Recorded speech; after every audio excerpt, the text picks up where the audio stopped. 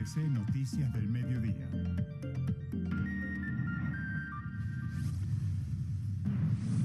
Sí que lo defenderemos. Él seguirá siendo nuestro ministro. Férrea defensa del presidente de la República y el gobierno al ministro de Defensa Iván Velásquez, investigado por Fiscalía de Guatemala. A Velásquez lo acusan de supuestos favorecimientos en acuerdos judiciales de involucrados en el escándalo de corrupción de Odebrecht. El ministro de Defensa se defendió. Dice que no ha sido notificado y se declara tranquilo por sus actuaciones en las investigaciones que adelantó en ese país. Inició la participación del presidente Gustavo Petro en el Foro Económico Mundial, y es que empezó hablando y participó también en la sesión para hablar de la Alianza de Acción Alimentaria aquí en Davos, Suiza. 4 años del atentado a la Escuela de Cadetes General Santander. En el ataque del ELN murieron 23 personas, entre ellas el terrorista que activó el carro bomba. Cara a cara entre víctimas del Palacio de Justicia y general en retiro Arias Cabrales. Su testimonio será clave para definir sometimiento ante la JEP. Arrancaron las sanciones económicas por el nuevo esquema de pico y placa en Bogotá. En la mañana fueron sancionados 35 conductores por no cumplir con la medida. Llamado a la solidaridad. En Cali recogen ayudas humanitarias para damnificados de Rosas Cauca. Habló la empresa encargada de administrar los cementerios en Bogotá. Asegura que es falsa la información sobre el uso de los hornos crematorios para desaparecer cuerpos. Histórico, después de 61 años, China reporta reducción en su población. En deportes, baja en la selección de fútbol sub-20. John Jader Durán fue solicitado por su nuevo equipo, el Aston Villa. Y en cultura, vuelve a alimentarte. El Festival Gastronómico inicia el 4 de febrero en Bogotá.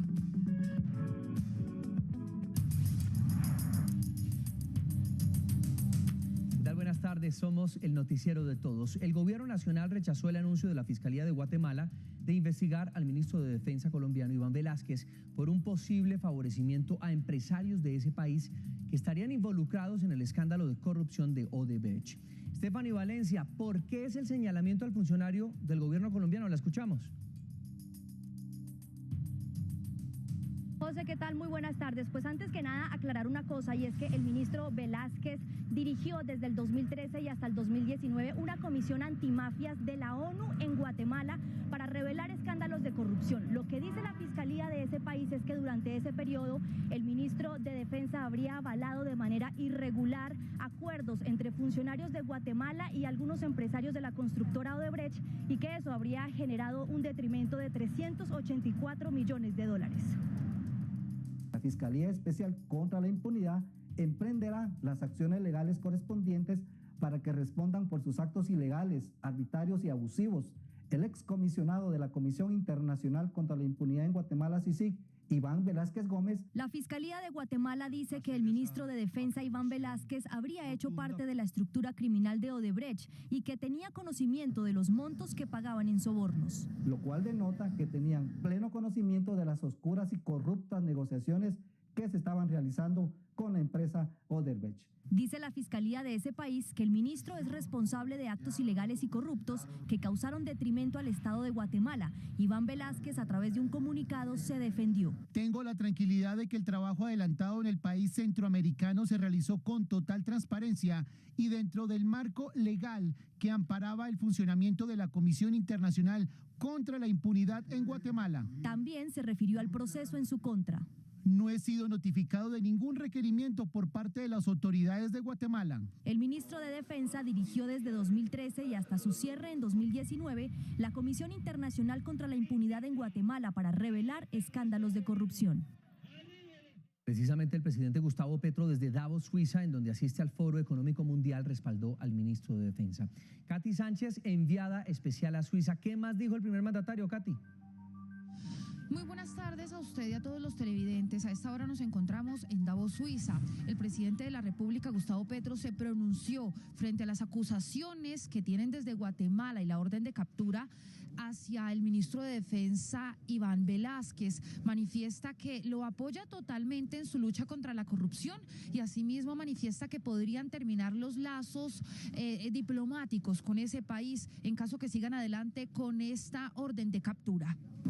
Nosotros no vamos a permitir que en esa reacción, asumiendo él un puesto que tenía que ver con las Naciones Unidas, con transparencia, honestidad, sea atacado por lo que ha hecho, sea perseguido por su lucha contra la impunidad, sea acorralado por quienes ejercen esa impunidad. Así que lo defenderemos. Gracias, Katy. Ya volvemos con usted porque otras autoridades del país han respaldado al ministro Velázquez. Una de las primeras en reaccionar fue la vicepresidenta Francia Márquez, que a través de su Twitter dijo, abro comillas, expresamos nuestra solidaridad y respaldo al ministro de Defensa Iván Velázquez, un ser humano ejemplo de dignidad y entereza.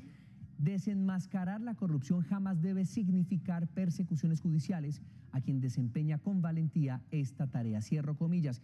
Y otra de las reacciones llegó desde la firma Human Rights Watch.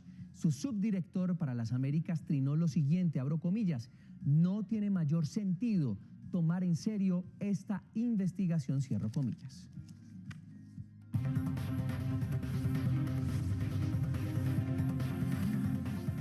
Y a las 12:06 de la tarde volvemos con usted, Katy, a Davos, Suiza, porque ya inició la agenda del presidente en ese país en donde se adelanta el Foro Económico Mundial. Cuéntenos detalles, Katy, la escuchamos. El primer evento que tuvo el presidente de la República aquí en el Foro Mundial de Davos, Suiza, fue justamente la Alianza de Acción Alimentaria para la Inversión de Mayor Resiliencia. También habló acerca de cuáles serían las exigencias, también cuáles son los recursos y cuáles son las propuestas que tiene también en la crisis climática.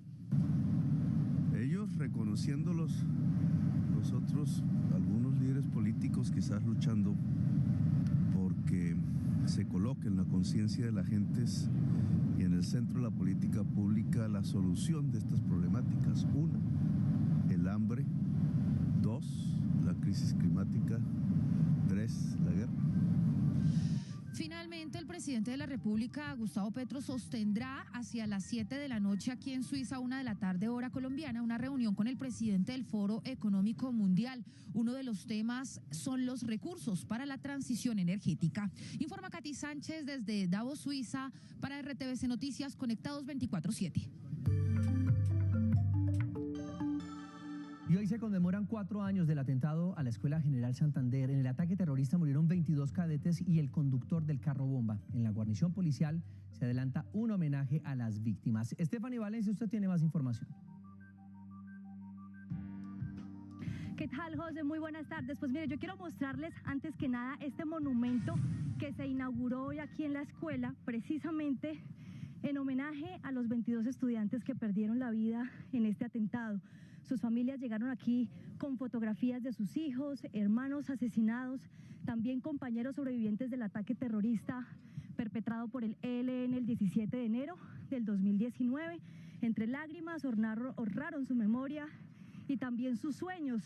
Hicieron entrega de una ofrenda floral, una celebración eucarística también, y algo muy simbólico que es este monumento que están viendo ustedes en honor a los 22 subtenientes asesinados. Se llama Ventana a la Eternidad, un monumento ubicado justamente en donde se dio la explosión del carro bomba y que contiene los 22 nombres de los estudiantes que murieron en ese lugar. Desde el sur de Bogotá, Stephanie Valencia, RTVC Noticias, conectados 24/7. Muchas gracias, Stephanie. Cambiamos de tema porque continúa la expectativa por el encuentro entre las delegaciones del Gobierno Nacional y el ELN en Venezuela. Con el pasar de las horas, el ambiente parece tornarse positivo. John López, ¿qué tal? Buenas tardes. ¿Qué se sabe sobre esta reunión?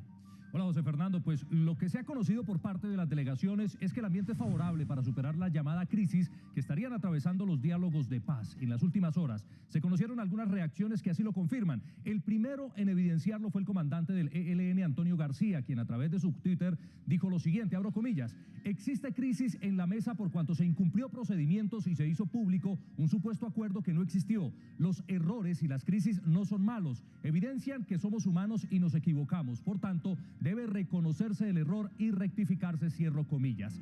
Esta reacción tuvo respuesta inmediata por parte del senador Iván Cepeda, que hace parte del equipo negociador del gobierno. Cepeda dijo esto, abro comillas, jefe del ELN, reiteró la voluntad de negociación de paz por parte del grupo armado. García reiteró la disposición del grupo armado para limar asperezas y avanzar en un acuerdo de paz en la mesa de negociación, cierro comillas. Y mucha atención, porque hace pocos minutos la delegación del ELN escribió este trino: día soleado en Caracas, listos para la reunión con la delegación del gobierno de Gustavo Petro.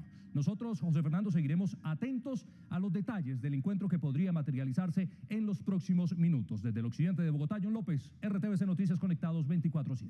Claro que sí, John, haremos seguimiento a esta importante noticia. Muchas gracias. Y cara a cara a esta hora entre el general en retiro Jesús Arias Cabrales, que rinde versión ante la JEP sobre los hechos sucedidos durante la retoma del Palacio de Justicia el 6 y 7 de noviembre del año 1985, y las víctimas que hacen presencia en esta diligencia. Lisa Díaz, ¿qué tal? Buenas tardes. Buenas tardes, José. Esta diligencia inició con la intervención de las víctimas y la narración de cómo ha sido ese proceso de búsqueda y cómo han afrontado la pérdida de sus seres queridos durante esos 37 años. Y aseguraron que aunque hay condenas en ese proceso, aún falta conocer la verdad.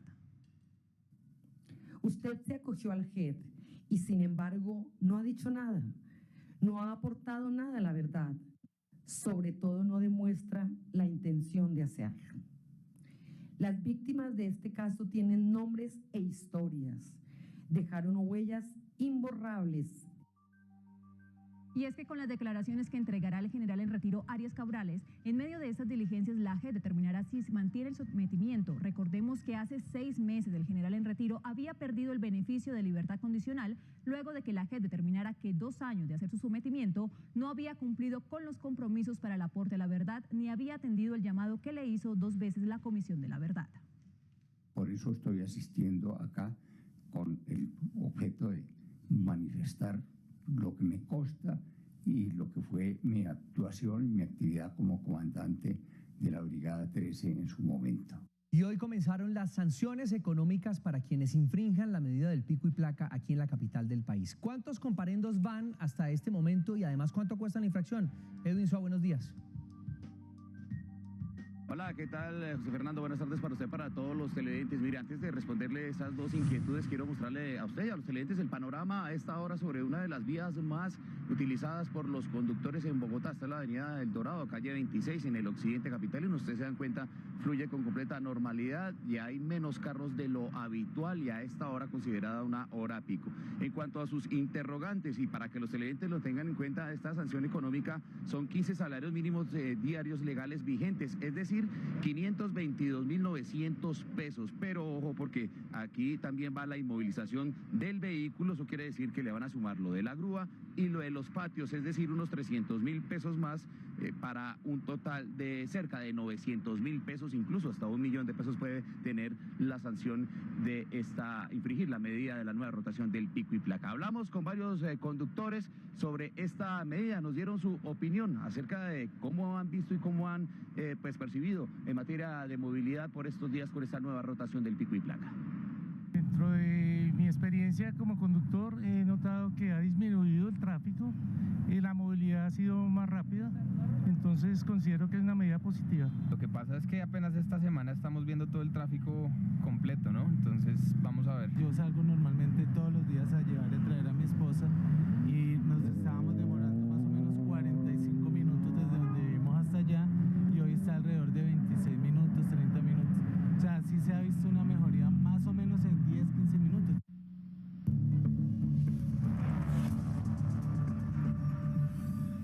El Banco de Alimentos de Cali lidera una campaña de recolección de ayudas para los damnificados por el derrumbe en Rosas, Cauca. Los detalles los tiene Juan Carlos Arana, periodista de la Radio Nacional. Pues la Fundación Arquidiocesana Banco de Alimentos de Cali, a través de este llamado a la comunidad, está buscando que todos los vallecaucanos y también los colombianos nos solidaricemos con más de 1.000 personas damnificadas por esta emergencia. Queremos invitar a que apoyemos a Rosas Cauca, a todos los habitantes de allí que necesitan de nuestra ayuda, con alimentos no perecederos, aseo, cobijas, colchonetas. Necesitamos unirnos. Pues todo lo recolectado se va a entregar en la parroquia Nuestra Señora de los Dolores en Rosas, Cauca, apoyados por las hermanas franciscanas, quienes van a habilitar un espacio para almacenar las ayudas y al final de esta semana van a estar informando y documentando lo recaudado para esta primera entrega y además el proceso de envío y entrega de las ayudas. Autoridades de tránsito de Cauca recomiendan utilizar 2 corredores alternos habilitados debido a la congestión vehicular que se ha generado por la vía alterna principal. El informe es de Rubén Darío Zúñiga, periodista de la Radio Nacional.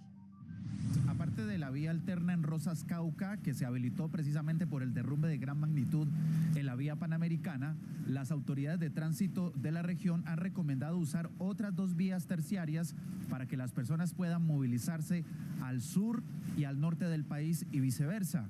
Estos 2 corredores también funcionan y han tenido mantenimiento vial, como así lo explicó José Rodrigo Asteiza, secretario de Infraestructura del departamento del Cauca. Estamos interviniendo en la vía Piedracentada, Los Subos, Santa Rita. Es una vía que tiene aproximadamente 38 kilómetros en los 2 sentidos. La seccional de tránsito y transporte del departamento del Cauca ha recomendado paciencia a los conductores porque debido a la gran cantidad de vehículos el tráfico va a ser muy lento. Radio Nacional de Colombia y RTVC Noticias conectados 24/7. Y ante la falta de combustible por el cierre de la vía panamericana, no circularán 2.000 de los 3.000 taxistas que prestan su servicio en la ciudad de Pasto. Diego Burgos, periodista de la Radio Nacional, amplía la información. La situación cada vez es más compleja en la ciudad de Pasto debido a la falta de combustible. Filas de hasta 24 horas se tienen que hacer las personas que buscan suministrarse del combustible en las diferentes estaciones que funcionan en la ciudad de Pasto. Según Alberto Lombana, representante del gremio de taxistas, unos 2.000 taxistas actualmente ya no estarán trabajando debido a la falta de gasolina. Se hace imposible tener el combustible porque las filas que debemos hacer son de 12 horas toda la noche esperando el turno para tanquear. Hasta el momento lo que han dicho las autoridades es que entre el día jueves y viernes podrá llegar combustible proveniente del vecino país del Ecuador y que permitirá subsanar en algo la situación que se vive actualmente en la capital del departamento de Nariño. De Nariño al eje cafetero porque hay alerta en al menos 5 municipios exactamente del departamento del Quindío debido a las emergencias ocasionadas por las fuertes lluvias de los últimos días. Las autoridades de gestión del riesgo piden extremar las medidas de precaución. El informe es de Paula Rodríguez, periodista de la Radio Nacional.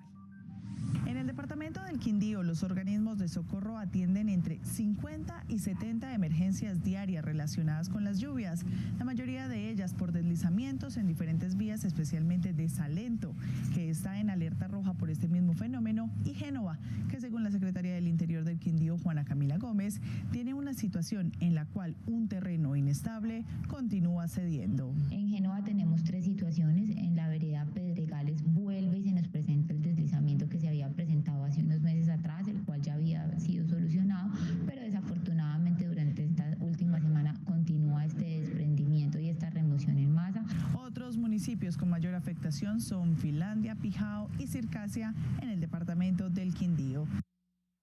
Y con Magdalena iniciará esta semana el dragado del río Magdalena en Puerto Wilches. La medida busca mitigar las emergencias que ocurren en este sector de Santander. Son al menos 10.000 hectáreas inundadas y unas 4.000 familias las damnificadas. Juan Jacobo Lozano, periodista de la Radio Nacional, amplía esta información. La situación más crítica se registra en el corregimiento de Sitio Nuevo del municipio de Puerto Wilches, Santander, en donde miles de familias el año pasado resultaron inundadas por el desbordamiento del río Magdalena. Una situación que ellos temen vuelva a registrarse en la próxima temporada de lluvias sin que se les haya brindado una solución a la emergencia registrada hace 10 meses aproximadamente. Y ya son ya más o menos aproximadamente un año que lleva la comunidad sufriendo. Sean solucionadas lo más pronto para que la economía de estas comunidades vuelvan a crecer. Las soluciones para evitar el desbordamiento del río Magdalena es arreglar el jarillón allí en el sector de Vuelta Perico, pero también dragar el río Magdalena.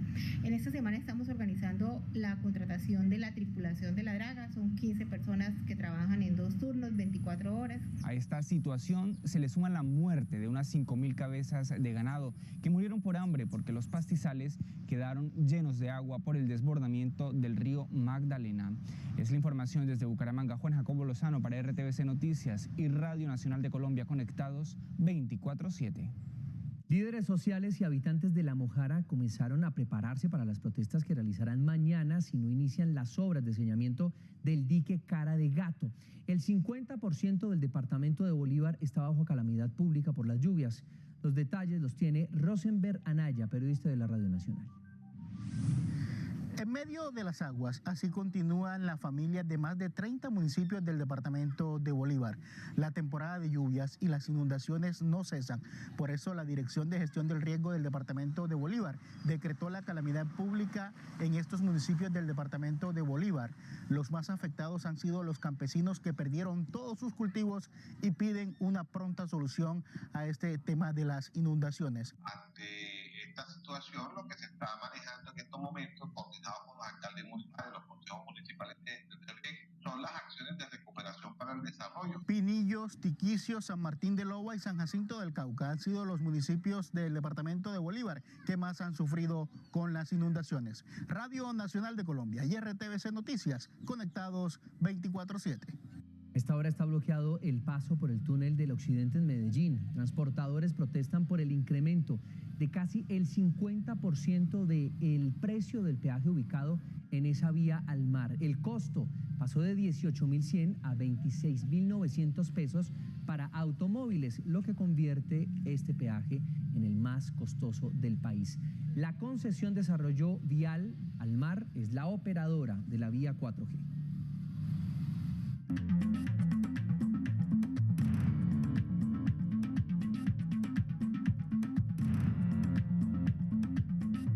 Ampliamos la información con la que iniciamos nuestra emisión. Hace pocos minutos, el gobierno de Guatemala reaccionó a la decisión del presidente Gustavo Petro de llamar a consultas a la embajadora colombiana en ese país. Mediante comunicado de prensa, el Ministerio de Relaciones Exteriores de Guatemala calificó como exabrupto la postura colombiana y lamentó que un tema judicial se escale, según ellos, a controversias diplomáticas. El arranque del foro de Davos, que reúne cada año en Suiza a la élite diplomática, económica y también política mundial, pues permitió el espacio de voces críticas, de sugerencias, de nuevas miradas a la economía, y estará también centrada en Ucrania y el cambio climático. Decir Davos ahora no es sinónimo tan solo de una ciudad suiza, sino de la cita económica más importante del mundo que tiene lugar en ella. Son más de 50 años de este foro. Líderes, empresarios, periodistas y activistas la ven como plataforma de sus mensajes. Creo que ahora lo que me impulsa es la injusticia de que la mitad del mundo coma y la otra mitad del mundo no coma. Precisamente la versión 2023 es una diferente. Una con las voces críticas hacia la forma como ha evolucionado la economía mundial. Nos estamos manifestando contra el Foro Económico Mundial, contra la élite de la economía mundial, porque estamos en una crisis ambiental y también la economía está causando muchos de los problemas sociales. Por eso estamos aquí protestando. La mira puesta en los multimillonarios del mundo hace que se sugieran vías para reducir su proporción a la mitad, al menos a 2023, y que se tienda a un entorno más igualitario. El 1% más rico de la humanidad está acumulando el doble de la riqueza del 99% restante. Una persona de cada 10 sufre hambre. A 1.700 millones de trabajadores en el mundo, sus salarios no aumentan al ritmo de la inflación, por ejemplo. Es la primera jornada del foro concentrado en dar un giro a la preserva del medio ambiente como boleto a un futuro sostenible y resolver la guerra en curso en Europa. El número de habitantes de China se redujo el año pasado, según datos oficiales publicados hoy por la Oficina Nacional de Estadística del gigante asiático. Es la primera vez que se registra un descenso así en 61 años. China ha acostumbrado a que el mundo la observe así, pero eso empezó a variar desde hace 365 días porque este acumulado de rutinas disminuye. A finales de 2022, la población nacional, excluyendo Hong Kong, Macao y Taiwán, fue de 1.410 millones de personas. Se redujo 0.85 millones con respecto a 2021. Llamarse gigante de Asia se debe a su colosal extensión territorial, pero más a que es el país más poblado del globo terráqueo. Ahora, el compás de la llegada de nuevos chinos, viendo los cielos de Oriente, cae. Y por primera vez, en 61 años, hay menos de ellos. Hay mucha presión. ¿Quién se atreve a tener hijos? La tasa de desempleo es muy alta. El COVID destruyó todo también. Son 850.000 menos chinos nacidos en su territorio. El más atípico giro demográfico en su ritmo. Solo una hambruna había conseguido ponerle pausa a China hace 6 décadas. Hoy, la factura poblacional en el país, que depende de su repetitiva y voluminosa mano de obra, es resultado del avejentamiento de su gente por la política de hijo único que rigió de 1980 al 2015 y a múltiples factores más. La tendencia a tener menos hijos es inevitable. Muchas personas, incluyéndome a mí, no quieren dar a luz porque el precio de la vida se ha vuelto demasiado. Eso que llaman contracción poblacional empieza a verse así y hace que su cuota a la población planetaria sea, y de lejos, menor. Un patrón a futuro para el que operar a la inversa, es decir, fomentar y no frenar embarazos, pueda transformar.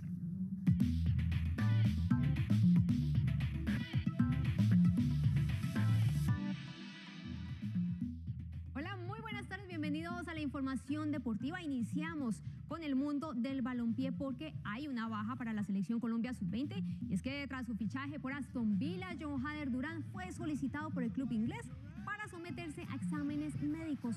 El colombiano, quien además firmará su nuevo contrato con los vilanos, estará viajando hoy precisamente a Inglaterra para poder cumplir con los requerimientos, mientras la Federación Colombiana de Fútbol espera, por supuesto, llegar a un acuerdo con el club para que se le permita regresar y ser parte de la selección que disputará la primera fase del Suramericano en Cali a partir del próximo jueves.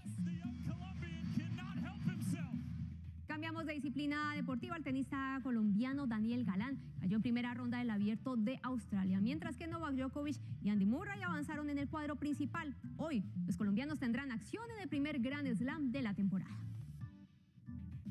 En un partido cerrado en los dos primeros sets, pero que terminó con final feliz, Novak Djokovic venció al español Roberto Carballés Baena con parciales 6-3, 6-4 y 6-0, dando una exhibición de tenis. Pero otro que tuvo un rival difícil fue Andy Murray. El británico ganó los dos primeros sets ante Matteo Berrettini, que le dio un giro inesperado al duelo y hasta tuvo punto para partido en el último set. Pero Murray se repuso y tras un doble 6-3, 4-6, 6-7 y 7-6 al italiano se clasificó a segunda ronda. Colombia se quedó sin representante en el cuadro principal masculino, pues Daniel Galán perdió con el francés Jérémy Chardy. Galán ganó el primer set, pero tras varias molestias físicas, Chardy remontó y ganó los siguientes sets. En el cuadro de dobles debutan Juan Sebastián Cabal y Robert Farah, que enfrentarán a la dupla de serbios conformada por Filip Krajinovic y Laszlo Djere. Contentos con estar acá, con una nueva oportunidad. Siempre es un honor poder jugar un Grand Slam. Así que bueno, muy inspirados para poder sacar este torneo adelante. También será día para ver en acción a María Camila Osorio en la Rod Laver Arena, pues jugará su partido de segunda ronda ante Iga Swiatek. Y cerramos con ciclismo. Egan Bernal ya está en San Juan, Argentina, para afrontar su primera competencia de este 2023, y en una entrevista confirmó que pensó en retirarse tras el accidente que sufrió hace un año. El ciclista zipaquireño afirmó que de la caída aprendió que todos somos iguales. Dijo que el accidente fue lo mejor que le pasó en el 2022 por las enseñanzas que este le dejó, y expresó su ilusión por la temporada que recién empieza. La Vuelta a San Juan será el primer reto con Ineos Grenadiers, mientras que se define cuál de las grandes vueltas va a estar en competencia. Hasta aquí la información deportiva. Llegamos a oportunidades. Atentos porque hay becas para estudiar maestrías en España. Acá les contamos cómo pueden aplicar. En oportunidades de maestrías en España, vaya a la página web.icetex.go.co. Seleccione la pestaña Becas, luego Becas para estudios en el exterior y Becas vigentes, donde encontrará la opción Maestrías en diferentes áreas en la Universidad de Nebrija. Lea con atención la descripción y requisitos de la convocatoria, como ser mayor de 21 y menor de 65 años, tener un promedio mínimo de notas de pregrado de 3.7 sobre 5, contar preferiblemente con mínimo un año de experiencia profesional, entre otros. Atentos, se financia el 50% sobre el valor total del programa cursado. Y mucho ojo, tiene plazo de aplicar hasta el 10 de febrero de 2023. Y muy importante, recuerde que si quiere seguir informado 24/7, nos encuentra en todas nuestras redes sociales como RTVC Noticias.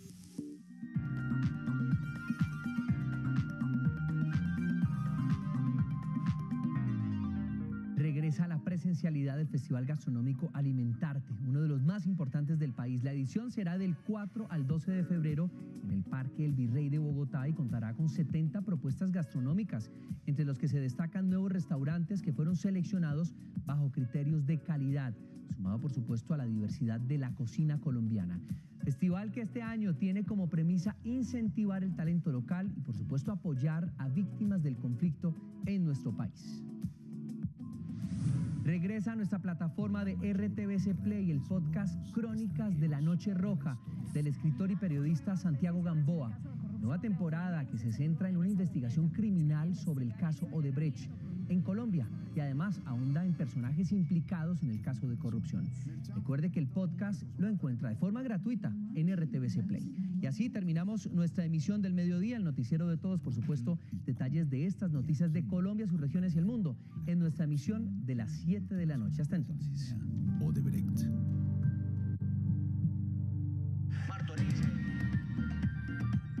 RTBC Noticias del Mediodía.